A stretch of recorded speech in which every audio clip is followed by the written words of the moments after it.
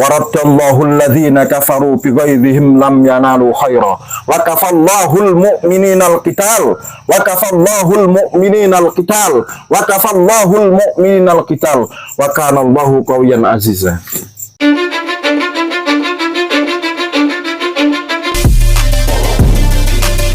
Kemudian gimana ya? Ini ya mohon maaf ya. Ini saya kan seorang pendek, walaupun saya memiliki jasa irsyad kemursidan beberapa tarekat, tapi saya juga murid dari beberapa guru. Jadi guru saya menyebutkan bahwa nak, mubahalahmu kali ini harus kamu tujukan ke semua Habib-habib khususnya. Khusus.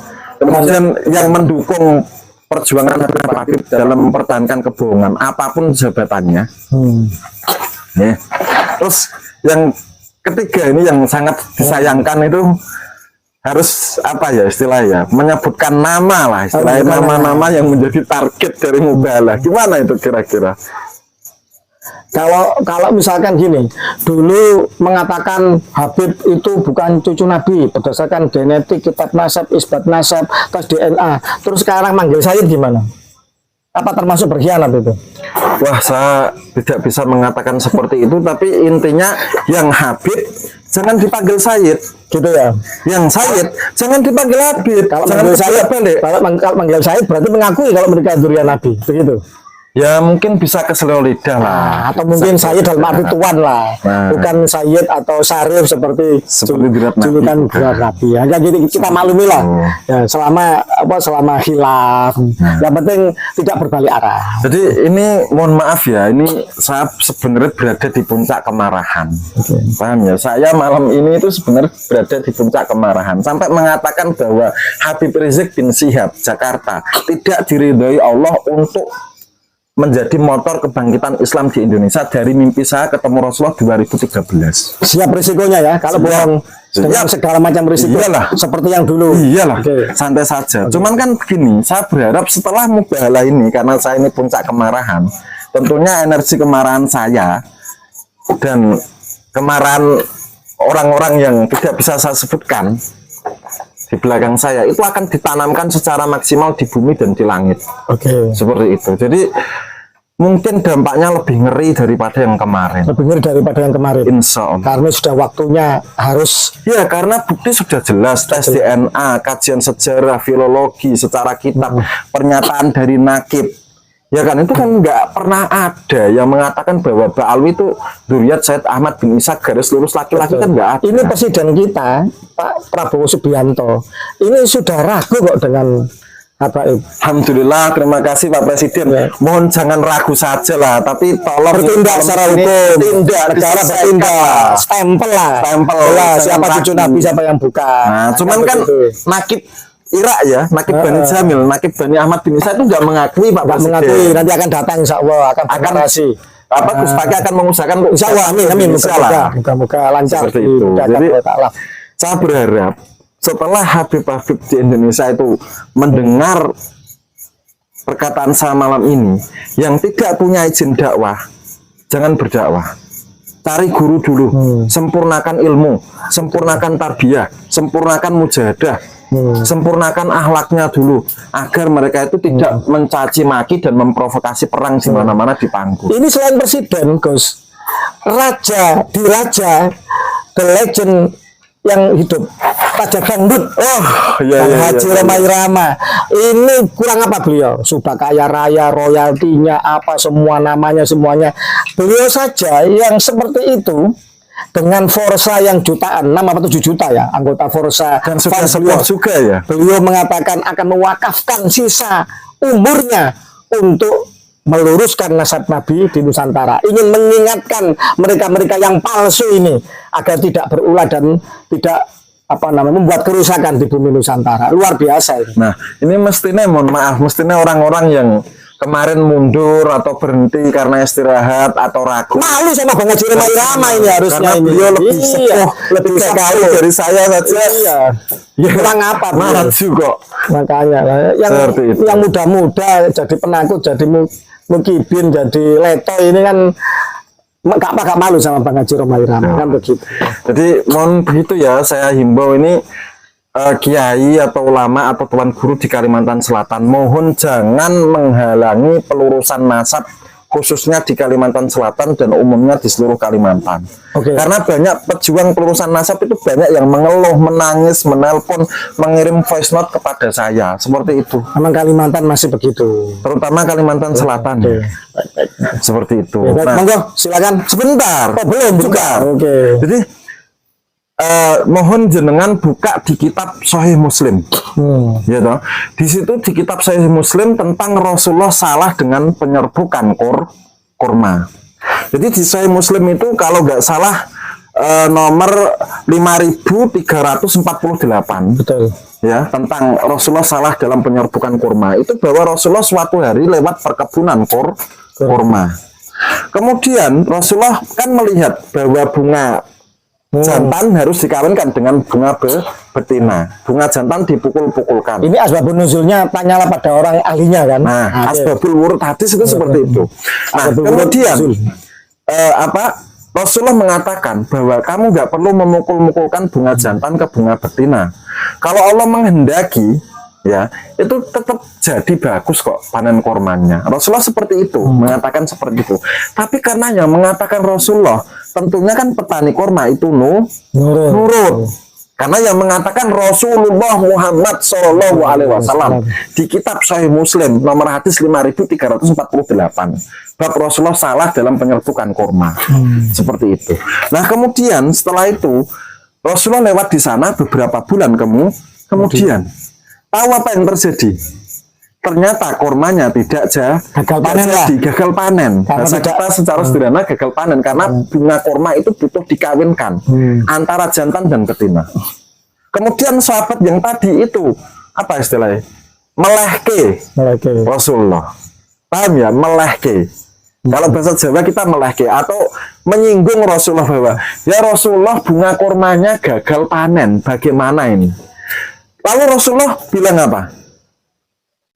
Rasulullah nggak bilang anak Nabi di dalam darah saya mengalir anak Rasulullah nggak mengatakan seperti itu.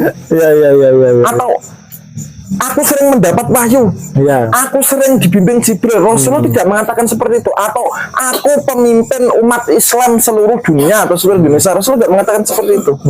Tapi Rasulullah mengatakan antum a'lamu bi amri dunyakum. Kamu itu lebih tahu, lebih paham, lebih pandai tentang urusan duniawi kalian. Ingat para kiai, Rasulullah saja itu ketika salah dikritik, beliau itu langsung taslim. Oke, saya salah, kamu yang benar. Kenapa sekarang ketika generasi muda itu mengkritik bahwa nasab Ba'alwi ternyata munqati'un wa maudhu, nggak tersambung sama Said Ahmad bin Isa, kenapa kiai-kiai sepuh itu tidak menerima kritikan? Rasulullah Muhammad di Sahih Muslim itu menerima, langsung mengatakan detik itu juga, saat itu juga, antum a'lamu bi amri dunyakum.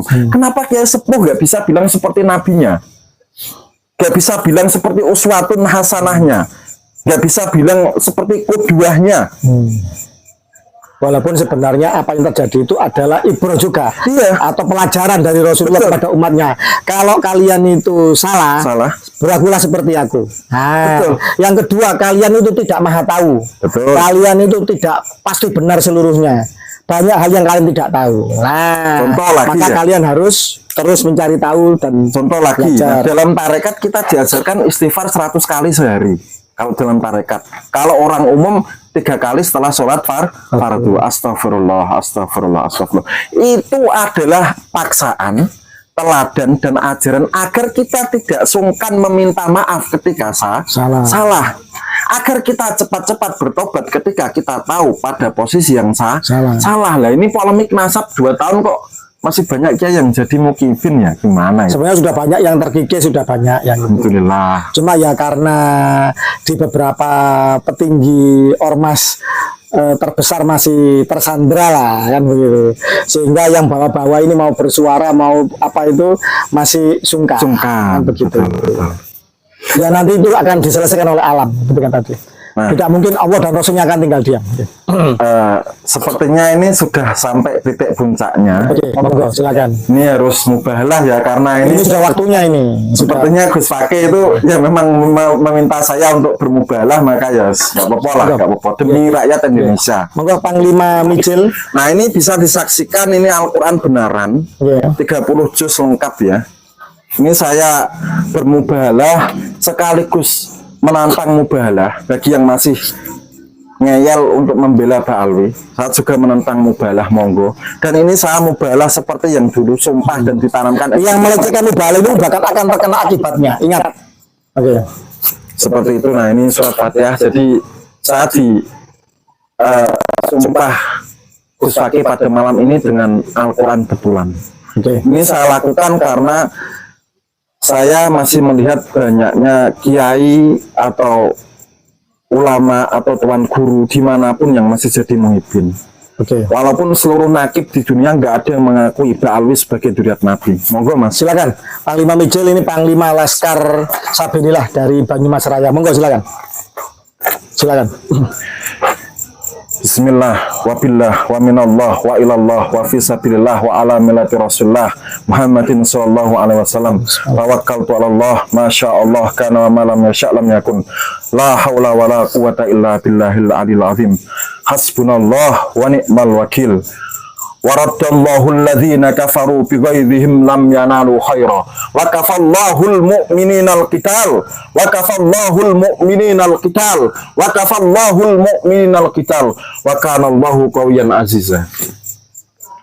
Saya seorang hamba Allah yang dhaif, penuh dengan dosa dan kesalahan dan kekurangan, Muhammad Maulana Ishak, orang Kudus asli ya. Dan sekarang saya tidak berada di Kudus, tidak menetap di Kudus seperti itu. Dengan malam ini saya bermubahalah agar Allah saksikan dan Allah menurunkan keputusannya lebih cepat daripada kilat. Seperti itu. Ya Allah, jika perjuangan saya Muhammad Maulana Ishak Al-Kudusi meluruskan nasab Nabi dan mengatakan bahwa Ba'alwi itu munqati'un wa maudhu, tidak tersambung garis lurus patrilineal ke Rasulullah lewat jalur Ahmad bin Isa ya, itu perjuangan saya itu keliru di mata Allah. Saya mohon dimatikan dalam jarak 40 hari dan saya dilaknat dengan laknat yang paling berat yang bisa dibayangkan oleh manusia kalau perjuangan itu salah. Tapi kalau memang perjuangan saya itu benar, ya, kalau perjuangan saya memang benar menurut Allah, seperti itu, saya mohon Allah mendatangkan hukumannya dan penghakimannya dan keputusannya kepada seluruh Habib Ba'alwi yang masih tega menipu seluruh warga Indonesia Raya, kepada Habib yang masih menyebarkan kesesatan dan pembelokan sejarah dalam ceramah-ceramahnya. Wabil khusus tokoh-tokoh Habib yang terutama satu, memprovokasi perang antar pribumi. Habib Rizik bin Syihab, Jakarta. Kemudian yang kedua, Habib Bahar bin Smith yang selalu mengobarkan kebencian dan selalu mengajarkan ketidakpercayaan kepada aparatur negara. Kemudian yang ketiga, Habib Husein Baagil Tuban, pemilik Majelis Ar-Ridwan. Kenapa seperti itu? Karena ini pesanan dari guru saya, karena dia diam-diam di belakang layar bergerak mematikan dan melakukan lobby-lobby. Yang keempat, semua tokoh-tokoh Habib besar, terutama yang membelokkan sejarah dan lain-lain. Aku meminta, jika aku benar ya Allah, hukumlah mereka dengan hukumanmu. Hakimilah mereka dengan penghakimanmu. Ya Allah, jadikanlah takdirmu di bumi sebagaimana takdirmu di langit. Ya Allah, jadikanlah takdirmu di bumi sebagaimana takdirmu di langit. Ya Allah, jadikanlah takdirmu di bumi sebagaimana takdirmu di langit. Allahumma ij'al qudratika fil ardi ka qudratika fis sama. Allahumma ij'al qudratika fil ardi ka qudratika fis sama. Allahumma ij'al qudratika fil ardi ka qudratika fis sama. Amin, amin, amin. Ini kalau orang agama Nasrani pasti tahu, paham. Itu doa minta keputusan dari Nabi Isa alaihissalam sebelum diangkat ke langit. Seperti itu. Itu khusus. Yang umum Ketua Robitul Alawiyah juga. Ya semua Habib. Kalau mereka tidak meletakkan klaim sebagai duriat Rasulullah Muhammad garis lurus, saya doakan kena mubalah kali ini. Karena itu doa puncak kemarahan saya seperti itu. Begitu ya. Oke. Cukup. Nah, baik, terima kasih. Kemudian seperti ini. Terima kasih.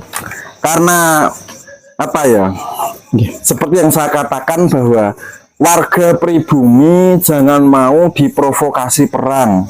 Jangan mau dijadikan bemper oleh Habib Rizik bin Syihab dan tokoh-tokoh Ba'alwi dan tokoh-tokoh FPI. Mereka itu kan membranding orang PWI sebagai PKI ya. Saya tanya sama Gus Fakih, coba sebutkan tokoh-tokoh PKI yang berasal dari klan Ba'alwi Habib, coba. Kalau di Indonesia yang jelas DN Al-Aidid, Marga Al-Aidid, Al-Aidid. ada juga Barakba, Yang di Kalimantan itu ya, Sofyan sama Ahmad Barakba itu ya. Kemudian Al-Munawar, kalau tidak salah Muso Al-Munawar, itu juga terkonfirmasi adalah anak bawaan ketika dikawin sama ayahnya yang baru, yang ayah terakhirnya. Jadi secara falak saat ini itu rawan dibenturkan, rawan terjadi perang saudara. Saya berharap jangan sampai warga pribumi mau dibenturkan oleh provokasi Habib Rizik bin Syihab. Dan saya meminta agar seluruh bangsa Indonesia itu berdoa agar Indonesia senantiasa aman, damai, ekonomi lancar, gampang kan seperti itu. Wabil khusus saudara saya yang ada di negeri Aceh Darussalam, berdoalah dan meminta kepada Allah agar terlindung dari gempa dan tsunami. Amin.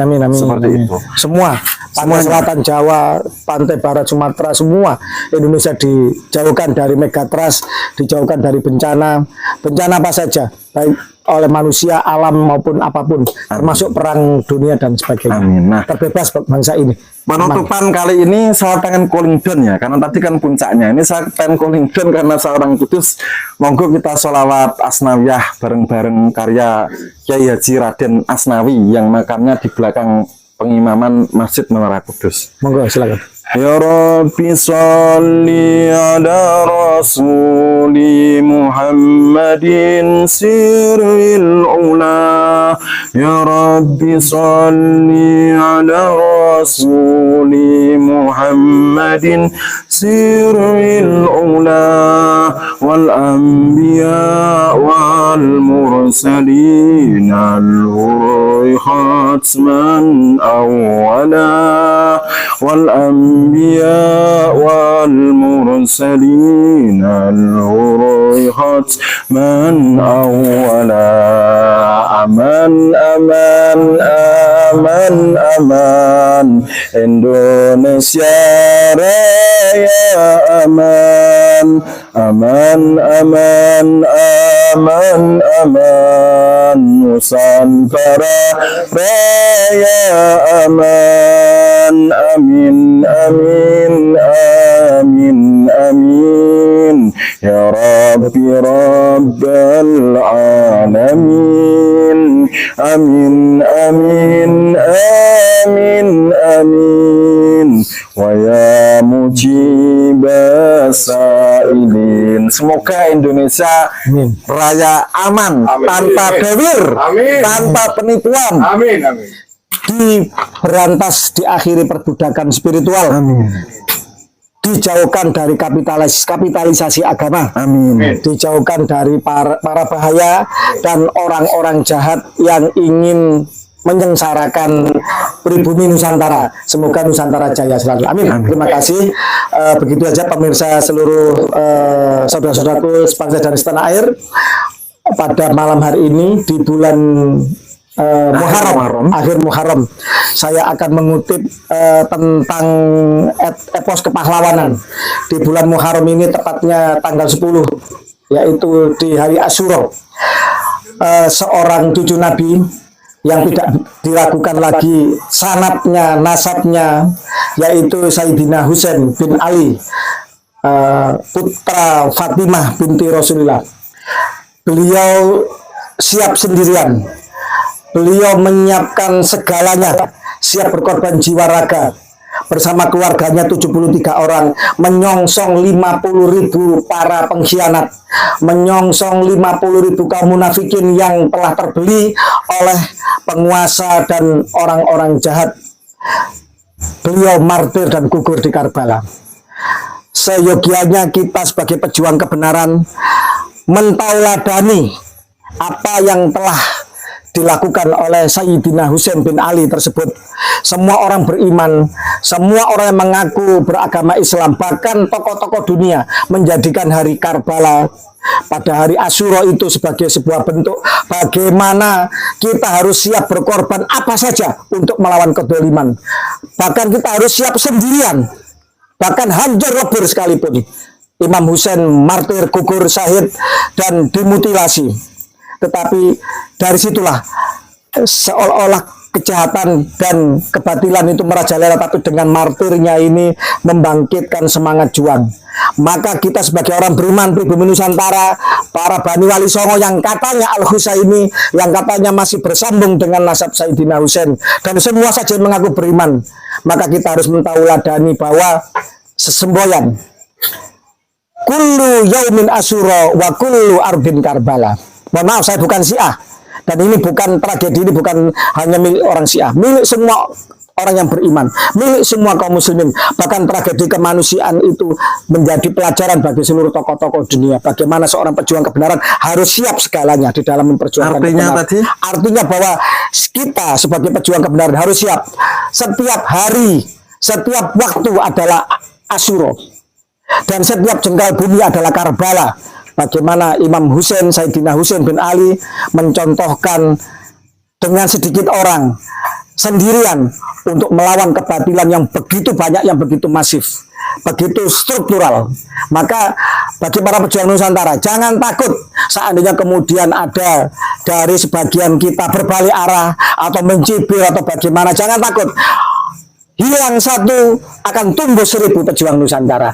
Apalagi ini jangan main-main. Ini masalah kesucian nasab Nabi, masalah penting dalam agama kita, masalah sejarah leluhur kita, masalah bagaimana banyak makam yang dibelokkan, banyak sejarah bangsa yang mencoba untuk diperkosa dan dimanipulasi. Maka setiap pribumi Nusantara, setiap yang cinta kebenaran, yang cinta pada Kanjeng Nabi, wajib untuk tidak berdiam diri. Diam atau berbalik arah adalah bagian dari pengkhianatan, adalah bagian dari penindas dan penipu sendiri. Wallahu muwaffiq ila aqwamit thoriq. Alafu minkum. Wassalamualaikum warahmatullahi wabarakatuh. Rahayu Nusantara. Rahayu Nusantara.